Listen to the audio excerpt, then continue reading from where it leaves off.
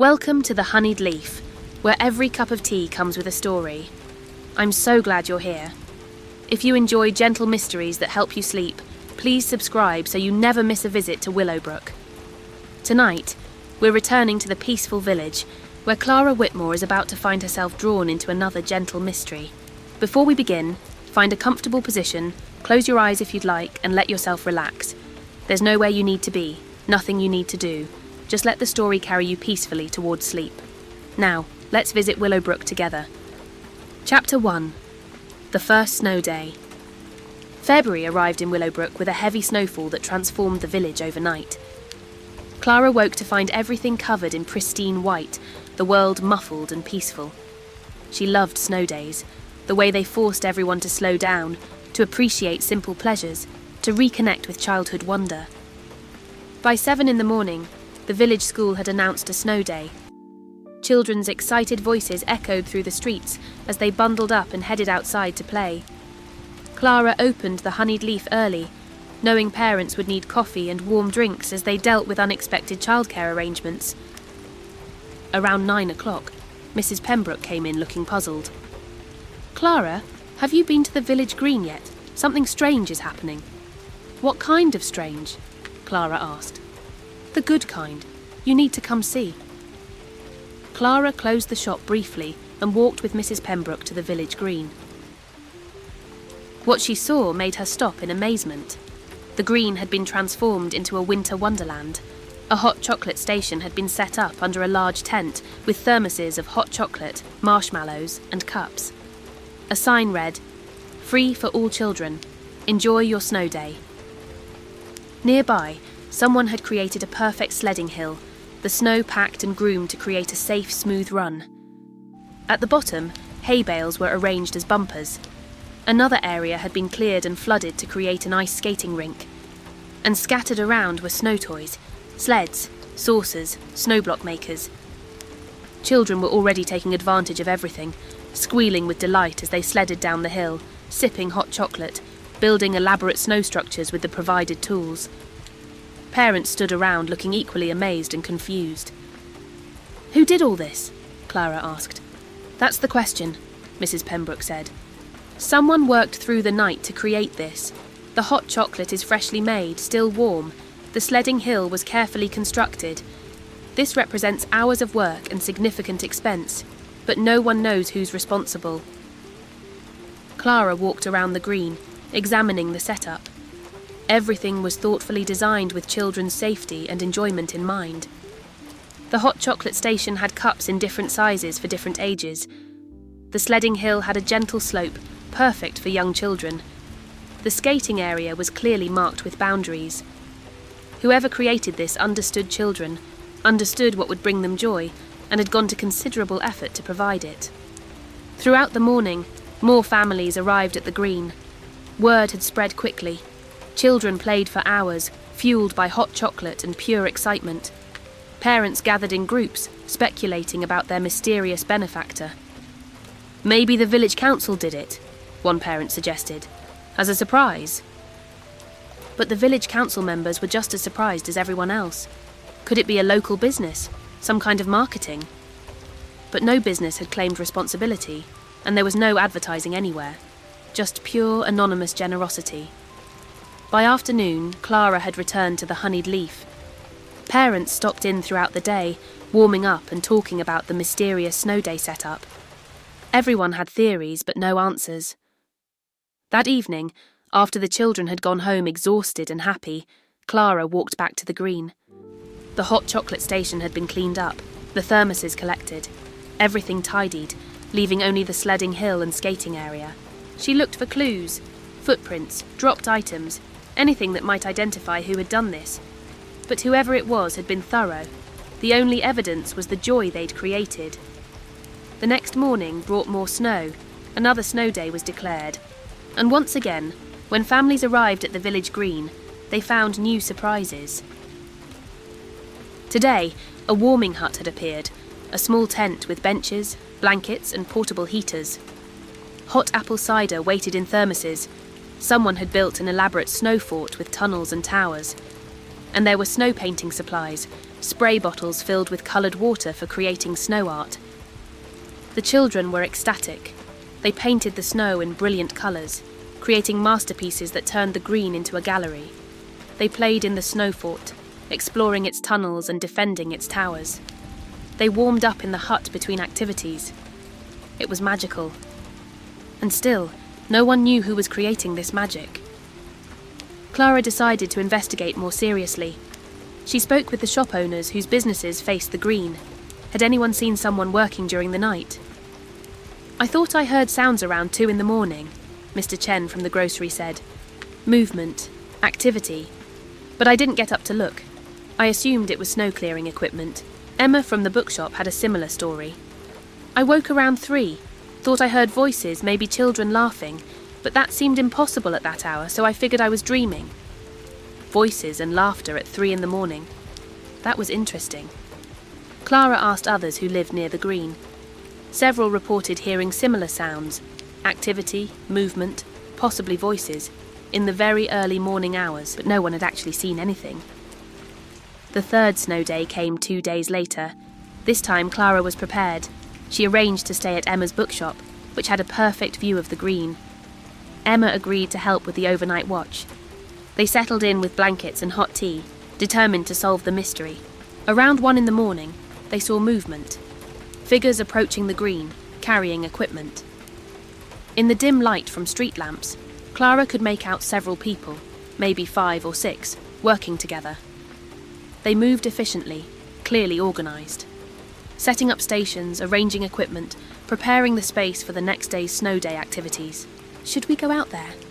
Emma whispered. "Not yet," Clara said. "Let's watch, see if we can identify anyone." They watched for over an hour as the group worked. They built what looked like an igloo building station with blocks and tools. They set up another warming area with thermoses and supplies. They created a snow maze with walls and pathways. It was elaborate, creative, clearly done by people who understood what children would love. Around 2:30, the group finished their work. They gathered together, spoke briefly. Clara wished she could hear what they were saying, then dispersed in different directions. Clara and Emma quickly grabbed their coats. "Let's follow them," Clara said. They hurried outside and chose to follow one figure who was heading toward the residential area of the village. The person walked with purpose, carrying a now empty bag. Clara and Emma followed at a distance, trying to be quiet. The figure turned onto Elm Street, then stopped at a cottage Clara recognised, number 12. Before they could get closer, the person went inside. "Whose house is that?" Emma asked. "I'm not sure," Clara admitted. "We'll have to find out in the morning." They returned to the bookshop, cold but excited. At least now they had a lead. Someone at 12 Elm Street was involved. The next morning, Clara asked Mrs. Pembroke about the cottage. 12 Elm Street, that's the Hartley house. Margaret Hartley lives there. Retired school teacher, been in Willowbrook for decades. Lovely woman, keeps mostly to herself since her husband died a few years ago. A retired teacher. That was interesting. It would explain the focus on children's activities. But Clara was certain there had been multiple people working on the green. If Margaret was involved, who else was helping her? And why were they being so secretive? That afternoon, another snow day was declared for the following day. Heavy snow was falling, and schools across the region were closing. Clara decided it was time to talk directly to Margaret. She walked to 12 Elm Street and knocked. A woman in her 70s answered, neat, with grey hair and kind eyes. "Yes?" "Mrs. Hartley, I'm Clara Whitmore. I run the Honeyed Leaf Tea Shop. I wondered if I might speak with you for a moment." Margaret looked wary but stepped back. "Come in then." The cottage was cosy, filled with books and photographs. Many of the photos showed children, classroom photos spanning decades. "You were a teacher," Clara said, looking at them, "for 42 years, at Willowbrook Primary. I retired 5 years ago. You must miss it." "I do, every day." Margaret gestured for Clara to sit. "What can I do for you?" Clara decided to be direct. "I know about the snow day setups. I saw you and others working on the green 2 nights ago. I'm not here to stop you or report you. I just want to understand. Why are you doing this? And why secretly?" Margaret was quiet for a long moment. Then she sighed. "How many people know?" "Just me and my friend Emma, who helped me watch. We haven't told anyone else." Margaret seemed to relax slightly. "Would you like tea?" "That would be lovely." As Margaret made tea, Clara studied the cottage more carefully. She noticed craft supplies in one corner, the kind used for children's projects, books about winter activities and games, lists and plans written on notepads. This was clearly someone deeply invested in creating joy for children. Margaret returned with tea and sat down. "I suppose I owe you an explanation," she said. "I've been diagnosed with cancer, pancreatic, terminal. I have maybe 6 months, perhaps less. I'm not seeking treatment. At my age, the treatment would be worse than the disease. I've accepted it." Clara felt her throat tighten. "I'm so sorry." "Thank you.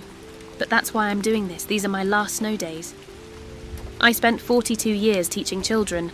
Snow days were always my favourite. The excitement, the wonder, the pure joy. I wanted to create perfect snow days for Willowbrook's children one more time before I go, to give them memories they'll carry forever." "But you're not working alone," Clara said gently. "I saw multiple people on the green." Margaret smiled slightly. "Former students of mine, adults now, some with children of their own. I reached out to about a dozen of them, told them what I wanted to do. They all immediately volunteered to help. We've been meeting to plan, then executing the plans on snow day nights." "Why keep it secret?" Clara asked. "Because I don't want it to be about me. I don't want sympathy or attention. I want it to be about the children and the magic of snow days. If people knew I was dying, it would become sad and sentimental. This way, it stays joyful and mysterious." Clara understood. "You're creating wonder without the burden of gratitude or pity." "Exactly. And my former students understand. They're honouring my wishes. We work together. We create these setups, and then we disappear. The children get pure magic, unmarred by adult complexities." "It's beautiful," Clara said, "but also bittersweet." "It is," Margaret agreed. "But I'd rather create beauty in my final months than sit at home dwelling on what I'm losing. This gives me purpose. It lets me do what I've always done best, bring joy to children. It's my farewell gift to the profession I loved." They sat in silence for a moment, sipping tea. Then Clara asked, "How many more snow days do you think you can manage?" "As many as nature provides. My health is declining, but I can still work. My former students do the heavy lifting. I mostly plan and supervise. We'll keep doing this as long as I'm able." "Will you keep my secret?" Margaret asked. "At least until I'm gone. After that, people can know if it helps them understand.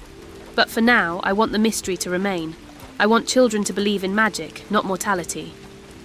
"I'll keep your secret," Clara promised. "But Margaret, would you let me help? Not with the physical work necessarily, but with planning, resources, support. I want to be part of creating this magic." Margaret looked moved. "I'd appreciate that. We're always looking for ideas, and honestly, supplies cost money. If you wanted to contribute financially, it would help." Chapter 2. Joining the Mission. Over the following week, Clara became part of Margaret's snow day team. She met the former students, now adults in their 30s and 40s, who gathered at Margaret's cottage for planning sessions. There was David, a construction worker who built the structures. Sarah, a chef who prepared the hot drinks. James, who owned a sports equipment store and provided sleds and toys. And several others, all of whom had been taught by Margaret decades ago and were now giving back to the teacher who had shaped their childhoods. They planned meticulously. Each snow day setup was designed to be different, creative, safe. They considered what would delight children of various ages. They thought about parents' needs too, the warming areas, the seating, the accessibility. Clara contributed ideas and funding.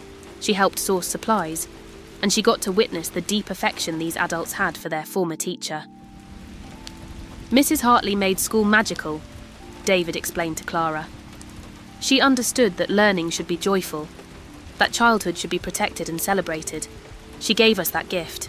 Now we want to help her give it to the next generation." When she told us about her diagnosis and what she wanted to do, We didn't hesitate, Sarah added. This is our chance to honour her, to help her create one more legacy of joy. Margaret, sitting quietly in her armchair, looked both embarrassed and pleased. You're all being too kind. I'm just doing what I love. That's exactly why we want to help, James said. Because you've always done what you love, and it's always been about others, about us as children, and now about the current generation. Let us support you in this. The next snow day came a week later. This time, Clara was part of the overnight crew. She met them at the green at 1 a.m, bundled against the cold. Margaret was there too, wrapped in a heavy coat, directing operations from a folding chair they'd brought for her. Tonight, we're creating a snow sculpture garden, Margaret explained. We'll build the basic forms, then leave tools and spray paint so children can add to them. We'll set up a station with templates and stencils for snow painting, and we'll create a storytelling corner, a circle of hay bales around a fire pit, where parents can tell stories while children warm up. The team worked efficiently. Clara helped Sarah set up the hot drink station. She assisted David in arranging the hay bales. She watched James demonstrate the spray painting technique for snow art, and she marvelled at how smoothly the team functioned, each person knowing their role, all of them working toward Margaret's vision. Around 3 a.m, they finished. Margaret looked at the transformed green with satisfaction. This is good, she said. The children will love this. Then she stood, slightly unsteady. David immediately offered his arm. Mrs. Hartley, are you all right? Just tired. It's been a long night. They helped her home, and Clara walked with them. At Margaret's cottage, David asked, Should someone stay with you tonight? Make sure you're okay? I'm fine, Margaret insisted. Just need rest. Thank you all. See you at the next snow day. After the others left, Clara lingered. Margaret, are you sure you're all right? I'm dying, Clara. I'm not all right. But I'm also doing exactly what I want to be doing. That's enough. Over the next few weeks, 3 more snow days occurred. Each time, the team transformed the green. Margaret's energy was clearly waning, but her spirit remained strong. She'd arrive at the green bundled in blankets, directing from her chair, refusing to stay home. These are my last snow days, she told Clara. I won't miss them. By late February, Margaret's health had declined noticeably. She was thinner, more tired, moving with difficulty. Dr. Matthews suggested hospice care, but Margaret refused. I'm staying home. I'm continuing the snow days. I'm not ready to stop yet. The team rallied around her, taking on more of the physical work, letting her focus on planning and design. One evening, Clara visited Margaret and found her looking through old photo albums. Pictures of students from decades past, classroom celebrations, school events. 42 years of teaching, Margaret said. Thousands of children passed through my classroom. I wonder how many of them remember me. More than you think, Clara said gently. Look at the adults helping you now. They remember. They remember you so clearly that they're willing to work through the night to honour you. I suppose that's the real measure of a teacher's impact, Margaret reflected. Not test scores or achievements, but whether you made childhood a little more magical. Whether you helped children feel valued and full of wonder. That's what I tried to do. And if even a few of them carry that forward, if they create magic for the next generation, then I succeeded. Early March brought what would be the final snow day of the season. A late-season storm dumped 6 inches overnight. Margaret was barely able to leave her bed, but she insisted on being part of the setup. David and James carried her to the green in a wheelchair, wrapped in blankets. She directed the final snow day creation from her chair, her voice weak but certain. This setup was the most elaborate yet. A snow castle with multiple rooms and towers, a winter scavenger hunt with clues hidden around the green, a hot chocolate bar with multiple flavours and toppings, a warming tent with board games and books. It was everything Margaret loved about childhood. Play, discovery, warmth, imagination, all in one final magical offering.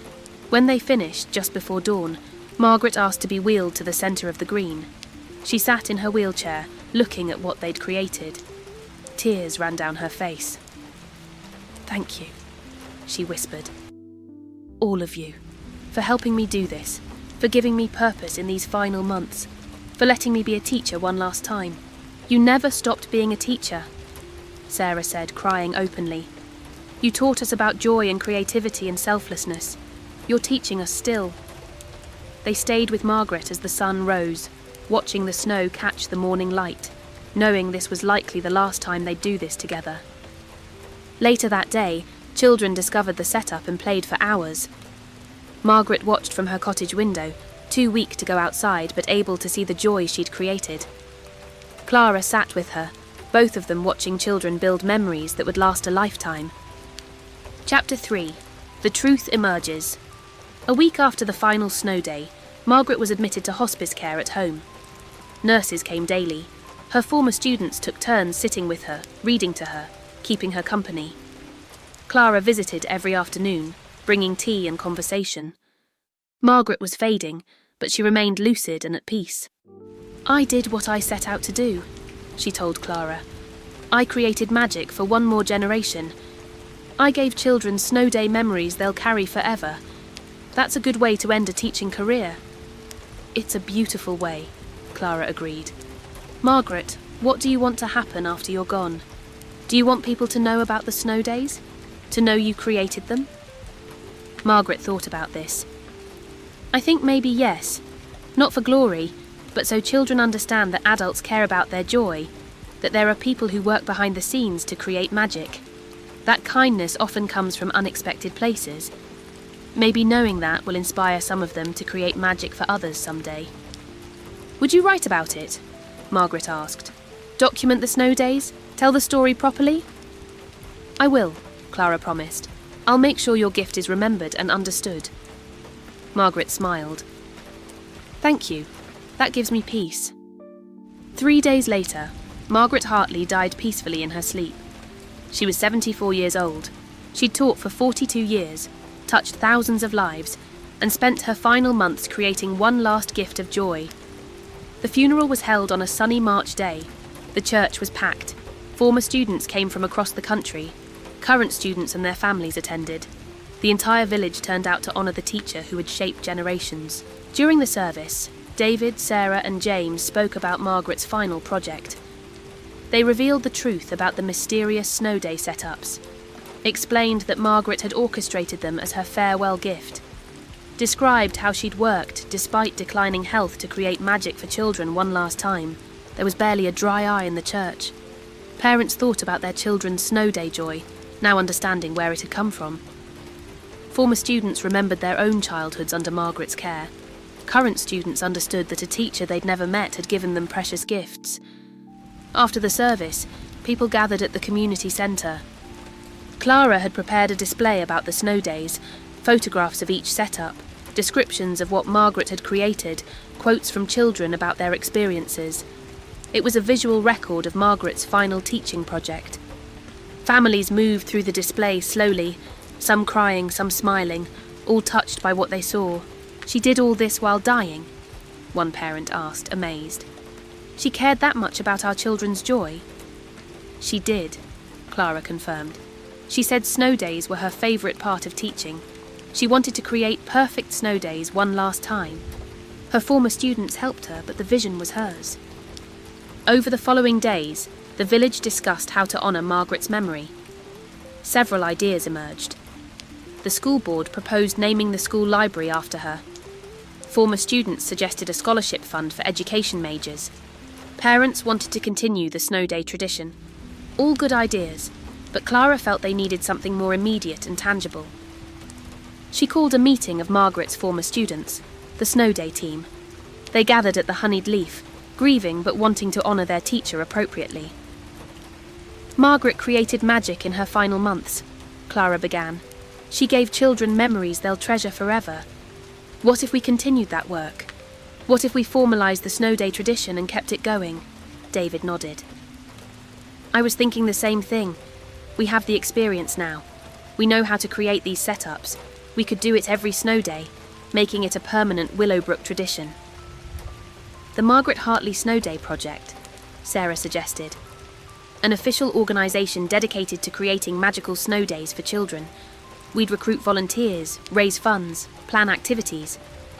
We'd keep Margaret's vision alive, that childhood should be celebrated, that snow days should be special, that creating joy for children is sacred work. I love that idea, James said. And we could expand it beyond just snow days, maybe summer activities too. Water play on hot days, outdoor movie nights, community picnics, continuing Margaret's philosophy of creating joy year-round. They spent the next hour planning. Clara took notes. By the end of the meeting, they had a clear vision. The Margaret Hartley Joy Project, a volunteer organisation dedicated to creating magical experiences for Willowbrook's children throughout the year, in honour of the teacher who had dedicated her life to childhood wonder. They would start with continuing the snow day tradition, then expand from there. Over the following weeks, the Joy Project took shape. They created a website, opened a donation fund, recruited volunteers. The response was overwhelming.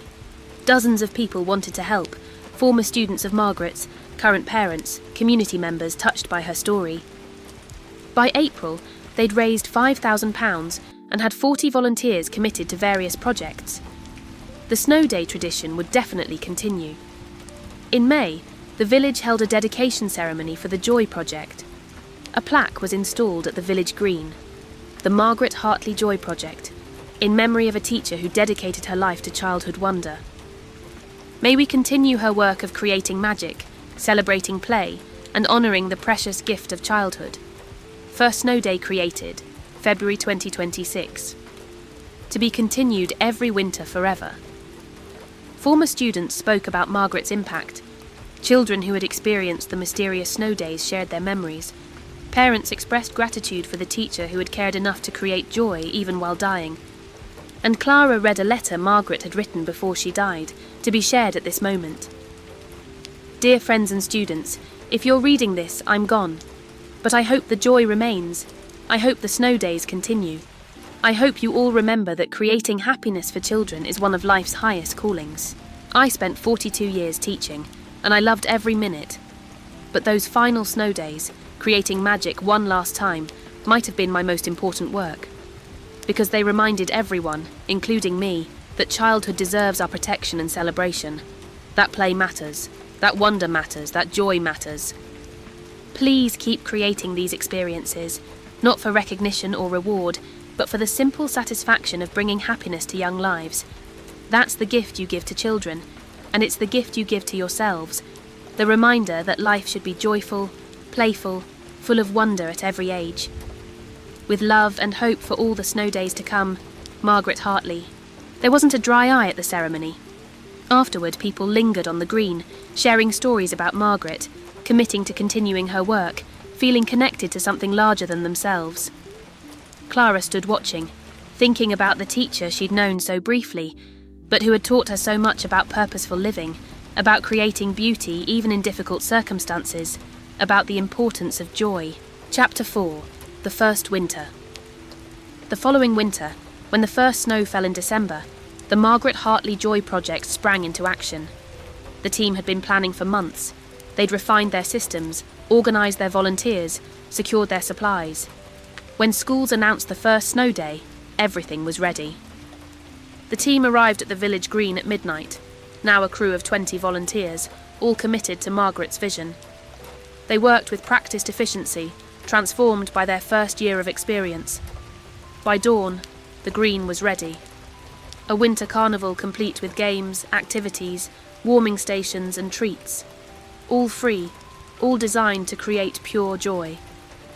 Children arrived at 9 o'clock and found magic waiting. They played for hours, their laughter echoing through the cold air. Parents gathered, drinking hot chocolate, watching their children create memories. And everyone knew now where the magic came from Margaret Hartley's vision, and from volunteers committed to keeping that vision alive. It wasn't secret anymore, but it was still magical. Throughout the winter, 4 more snow days occurred. Each time the green was transformed. The Joy Project became known throughout the region. Other villages asked for advice on starting similar programmes. The movement Margaret had started was spreading. In February, on the anniversary of Margaret's death, the village held a remembrance at the green. Over 100 people came despite the cold. They shared stories about Margaret, about the snow days, about what her vision meant to them. Several children who had experienced the original mysterious snow days spoke about how special they'd felt, not knowing who created the magic, but feeling loved and valued. "Now I know it was Mrs. Hartley." An 8-year-old girl named Emma said, "I never met her, but I feel like I know her. She wanted me to have fun on snow days. She cared about me even though she didn't know me. That makes me want to care about other people too. That's what I learned from the snow days." Clara felt tears on her cheeks. This was exactly what Margaret had hoped for, that children would learn not just to receive joy, but to create it for others, that the cycle of generosity and care would continue. After the remembrance, Clara walked to Margaret's grave in St. Mary's churchyard. She'd brought flowers, white roses that looked beautiful against the snow. She stood there for a while, thinking about the teacher she'd only known for a few weeks, but who had left such an impression. "We're continuing your work," Clara said softly. "The Joy Project is thriving. Children are experiencing magic. Your former students are creating beauty in your honour. You left a legacy that will outlast all of us. Thank you for showing us what matters." As spring arrived and snow melted, the Joy Project expanded to warm weather activities. They organised community picnics, outdoor movie nights, water play days. Always free, always focused on children's joy, always in Margaret's spirit. The organisation grew, adding programmes and reaching more families. What had started as one dying teacher's final gift had become a movement. In May, Clara was approached by a publisher who had heard about Margaret's story. They wanted to write a book about her and the snow days. Clara immediately thought of Thomas, the young library advocate who'd become passionate about documenting stories. She contacted him, and he agreed to take on the project. Thomas spent the summer in Willowbrook, interviewing Margaret's former students, gathering photographs, documenting the snow day tradition. He worked with Clara, David, Sarah, James, and dozens of others to create a comprehensive record of Margaret's life and final project. The book would be titled The Last Snow Days, A Teacher's Final Gift. In September, Thomas completed the manuscript. It told Margaret's full story, her 42 years of teaching, her diagnosis, her decision to create the snow days, her work with former students, and the continuing legacy of the Joy Project. It was beautiful, moving, and inspirational. The book was scheduled for publication in November, just before the next snow season. When it released, it became an unexpected success. Teachers read it and were inspired. Parents shared it with their children. Schools assigned it as reading. Margaret's story touched people across the country, reminding them of the importance of childhood joy, the impact of dedicated teachers, and the power of purposeful final acts. The book's proceeds were donated to the Joy Project, ensuring its financial sustainability. Margaret's vision, which had started as a secret gift to one village, was now inspiring similar projects nationwide. Teachers nearing retirement were asking how they could create similar legacies. Parents were volunteering for local joy projects. The ripple effects were extraordinary. In December, as winter returned and the first snow fell, Clara stood at her window watching the village green transform once again. The team was out there now, creating magic for children who would wake tomorrow to wonder and delight. She thought about Margaret, about that night she'd first seen the mysterious snow day set up, about the investigation that had led to friendship and purpose. She thought about how one person's vision, executed with love and supported by community, could create lasting change, about how final acts could be new beginnings, about how death didn't end impact, it sometimes amplified it, as people worked to honour what was lost by continuing what was started. Chapter 5. Continuing Legacy. The second winter of the Joy Project was even more successful than the first. More volunteers, better organisation, expanded activities. The snow days were spectacular. Children talked about them for weeks afterward. Parents posted photos that went viral on social media. Willowbrook became known as the village that celebrates childhood. Tourism increased as families came to experience the snow days. Local businesses thrived. But more importantly, the community felt connected, purposeful, united in creating something beautiful. In February, David approached Clara with an idea. What if we created a permanent space, a year-round facility dedicated to childhood play and joy? A Margaret Hartley Joy Centre. Indoor space for rainy days, outdoor space for good weather, resources for parents, programmes for children. A physical home for everything we're doing. Clara loved the idea. Over the next several months, they worked on making it reality. A benefactor emerged, someone who had been one of Margaret's first students and was now a wealthy businessman. He donated a piece of land and funding to build the centre. Construction began in spring. By autumn, the Margaret Hartley Joy Centre opened. It was beautiful, colourful, welcoming, designed specifically for childhood play and parent support. Indoor play areas, craft rooms, a library, a kitchen for cooking classes. Outside, a playground, gardens and open space for activities, all free or low cost, all focused on joy and community. The centre became the heart of the Joy Project. Volunteers staffed it daily, programmes ran year-round. Families gathered there for everything from toddler groups to teen activities to parent support sessions. It was everything Margaret had believed in: community, play, childhood celebrated and protected. On the anniversary of Margaret's death, the centre held a special remembrance. A portrait of Margaret was unveiled in the main hall. Former students shared stories. Current children who benefited from the Joy Project performed songs and readings. And Clara was asked to speak about Margaret's legacy. "Margaret taught me that our final acts can be our most important," Clara said. "That how we choose to spend our last days reveals what we truly value." Margaret valued childhood joy above everything. She spent her final months creating it, protecting it, celebrating it. And she inspired all of us to continue that work. This centre, these programmes, the snow days, they're all extensions of Margaret's belief that childhood deserves our very best efforts, that creating joy for children is sacred work, that play and wonder and imagination matter as much as any lesson we teach. Margaret died 2 years ago, but her impact grows stronger every day. Every child who plays here, every family that gathers here, every volunteer who serves here, they're all part of Margaret's legacy. She didn't just teach for 42 years.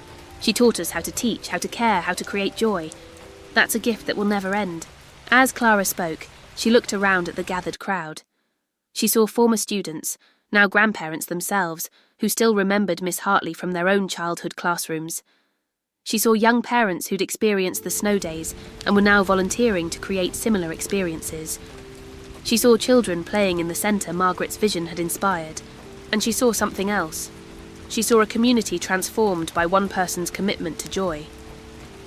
Willowbrook had always been a caring village, but Margaret's work had given that caring a focus and purpose. It had united people across generations around a shared belief that childhood matters, that creating beauty and wonder is worthwhile work. In the months that followed, the Joy Centre thrived. More programmes were added, more families participated. The model was studied by other communities wanting to replicate it. Margaret's story continued to spread through the book, through media coverage, through word of mouth. She became a symbol of purposeful living, of ending well, of leaving the world better than you found it. Clara often thought about her brief friendship with Margaret. How in just a few weeks, the dying teacher had taught her lessons that would last a lifetime. About facing mortality with grace. About choosing meaning over fear. About the importance of joy and play and childhood protection. About legacy being measured not in what you leave behind, but in what you inspire others to continue. One snowy evening in December, 3 years after Margaret's death, Clara stood at the window of the honeyed leaf watching the village green. The Joy Project volunteers were out there, transforming the space for the next day's snow day. It had become such a regular tradition now, so professionally organised, that it no longer felt mysterious. But it was still magical. Children would wake tomorrow to wonder and delight. They would play for hours in carefully designed activities. They would make memories they'd carry forever. And whether they knew Margaret's name or not, they were benefiting from her love, from her final gift to childhood. Clara poured herself tea and sat by the fire, thinking about all the stories she'd witnessed in Willowbrook. So many people creating beauty in different ways, so many acts of generosity and care. So many examples of people choosing meaning and purpose, even in difficult circumstances. Margaret's story was just one among many, but it was the one that had touched Clara most deeply, perhaps because it was about endings and beginnings happening simultaneously. about dying while creating life, about losing health while giving joy, about facing darkness while creating light. Margaret had shown that even in our final days, we have choices. We can withdraw or engage. We can focus on what we're losing or what we can still give. We can end quietly or end meaningfully. The next morning, Snow Day magic greeted children once again. Clara walked to the green early and found families already arriving, excited children bundled in winter clothes, parents carrying sleds and cameras. The setup was elaborate. Snow sculptures, hot chocolate stations, games and activities, all carefully designed to delight. David saw her and waved. "Morning, Clara. Another successful Joy Project Snow Day." "Margaret would be so proud," Clara said. "She is proud," David replied. "Wherever she is, she's watching this and smiling. We're keeping her promise. We're creating magic." Clara helped serve hot chocolate to cold children throughout the morning. She watched them play with such abandon, such pure joy. She listened to their laughter echoing through the winter air, and she thought about how Margaret's gift kept multiplying. These children would grow up remembering Snow Day magic. Some of them would become volunteers themselves someday, continuing the cycle, creating joy for the next generation. That's how legacy works, Clara realised. Not through monuments or money, but through inspiration that spreads from person to person, generation to generation. Margaret had inspired her former students. They had inspired current volunteers. Those volunteers were inspiring children. Those children would grow up to inspire others. The gift kept giving, endlessly multiplying. In January, Clara received a letter from a teacher in Scotland who had read the book about Margaret. She was starting a similar project in her own village, inspired by Margaret's example. In February, a school in Wales invited Clara to speak about the Joy Project. In March, a documentary crew came to film the centre and interview volunteers. Margaret's story was spreading far beyond Willowbrook. It was becoming a movement, a philosophy, a reminder that childhood joy matters and adults have responsibility to protect and create it. That's what happens when you live and die with clear purpose. Your impact ripples outward in ways you never could have imagined. As spring arrived and snow melted, the Joy Project transitioned to warm weather activities. Easter egg hunts with elaborate setups, May Day celebrations with flower crowns and dancing, summer kick-off parties with water play and picnics. The calendar was full, the volunteers were energised, the families were engaged. Margaret's vision of year-round childhood celebration was fully realised. One warm evening in May, Clara walked through the Joy Centre after closing. She paused at Margaret's portrait in the main hall.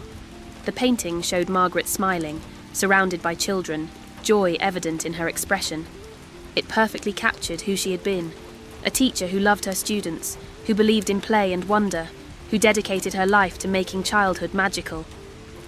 "Thank you," Clara said softly to the portrait, "for showing me what matters, for teaching me about purposeful endings, for reminding me that joy is sacred work.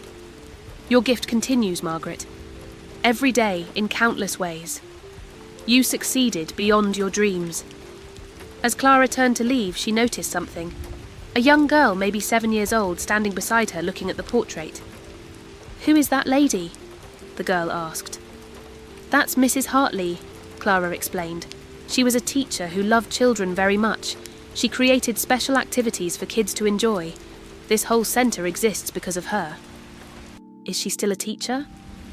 She died a few years ago, but in a way she's still teaching. Everything here, all the fun activities and programmes, they're all because of what she believed and what she taught others. The little girl thought about this. "So even though she's not here, she's still making kids happy?" "Exactly," Clara said. "She's still making kids happy. That's a special kind of magic." The girl smiled. "I like her." "I did too," Clara said. "She was a very special person." The girl ran off to find her parents, and Clara stood alone with the portrait once more. That brief conversation had captured something important. Margaret's legacy wasn't just the programmes and the centre and the snow days.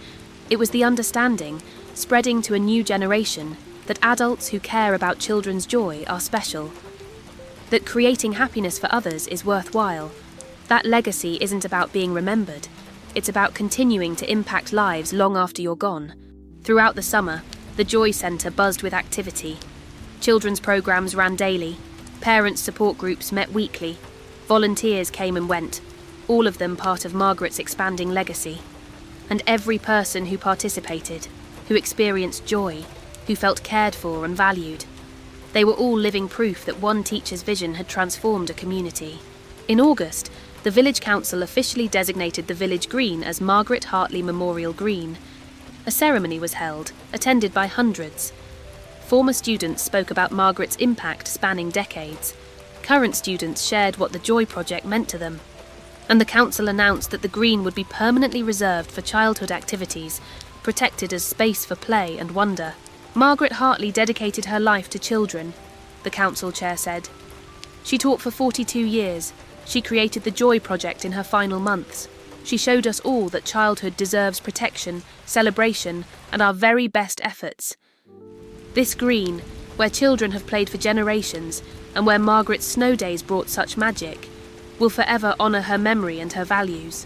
As autumn arrived and the 4th year since Margaret's death approached, Clara reflected on how much had changed. The Joy Project was now fully established, with steady funding, dedicated volunteers, and expanding programmes. The Joy Centre served hundreds of families. Margaret's book continued to sell and inspire. Other communities had started their own Joy projects, creating a network of people committed to childhood celebration, and Willowbrook itself had been transformed. It was known now as a village that valued children, that created community through shared commitment to joy, that honoured its teachers and their legacies. People moved there specifically because of the Joy Project, wanting their children to grow up in a community that prioritised play and wonder. One October afternoon, as Clara sat in the honeyed leaf reviewing plans for the upcoming winter programmes, David stopped by. "I wanted to show you something," he said, pulling out his phone. He showed her a video, a snow day set up in a village in northern Scotland. "This is Margaret's former student from Edinburgh. She started her own Joy project this year, used our model, adapted it for her community. She credits Margaret's story as her inspiration."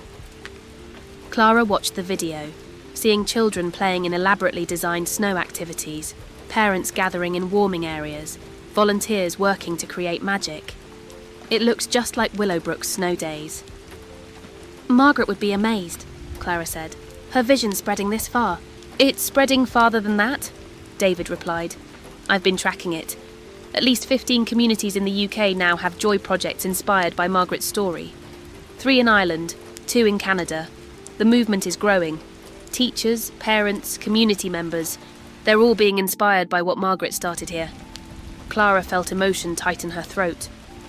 From one dying teacher creating secret snow days to an international movement, that's extraordinary. "That's legacy," David said simply. "That's what happens when you live with clear values and inspire others to share them. Margaret showed us what mattered. We're showing others, they're showing their communities. The ripples keep spreading."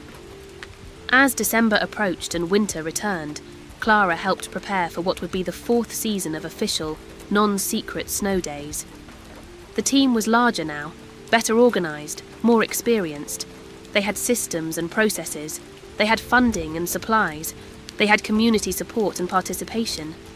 The snow days had become a beloved tradition, but Clara sometimes missed the mystery of those first setups. When no one knew who was creating the magic, when it felt like a gift from the universe rather than an organised community programme.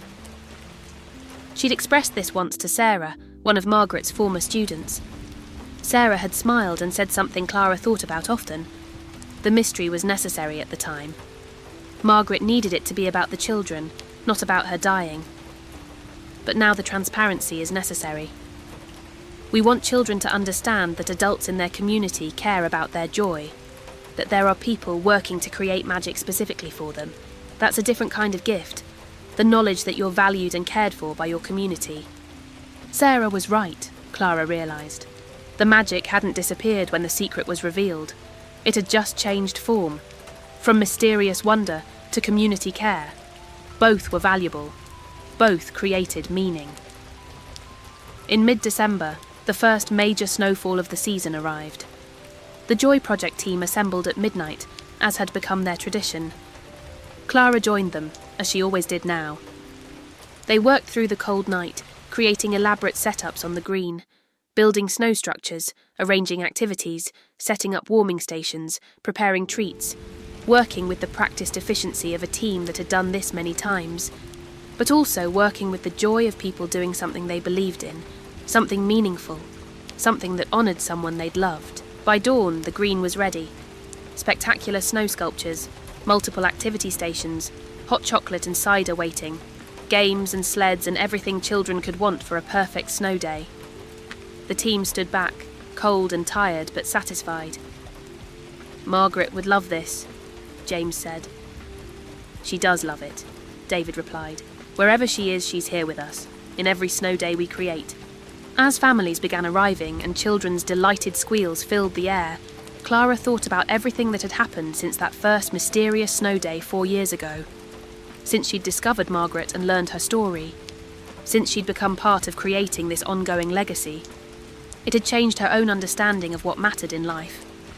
She'd learned that endings could be beginnings, that dying could be creative, that final acts could inspire continuing action, that one person's clear vision, supported by community, could create lasting transformation. That legacy wasn't about monuments, but about inspiration multiplying across time and space. Most importantly, she'd learned that joy matters, that creating happiness for children is serious, important, sacred work, that play and wonder and imagination deserve protection and celebration, that adults have responsibility to make childhood magical whenever and however they can. These weren't complicated lessons, but they were profound ones, and Margaret had taught them not through lectures or preaching, but through example. Through choosing to spend her final months creating joy rather than dwelling on loss. Through showing that even when facing death, we can choose to create life and beauty and meaning. As the morning progressed and the snow day unfolded in all its magical glory, Clara served hot chocolate to cold children and tired parents. She watched families play together, creating memories they'd treasure. She listened to children's laughter and parents' grateful thanks. And she felt grateful herself, grateful for Margaret's example, grateful for the community that had rallied around her vision, grateful for the opportunity to be part of something meaningful. By afternoon, as the sun began to set and families headed home, Clara walked slowly around the green. She looked at the snow sculptures now decorated with children's additions, the playing areas now marked with evidence of hours of joy, the warming stations now empty but having served their purpose.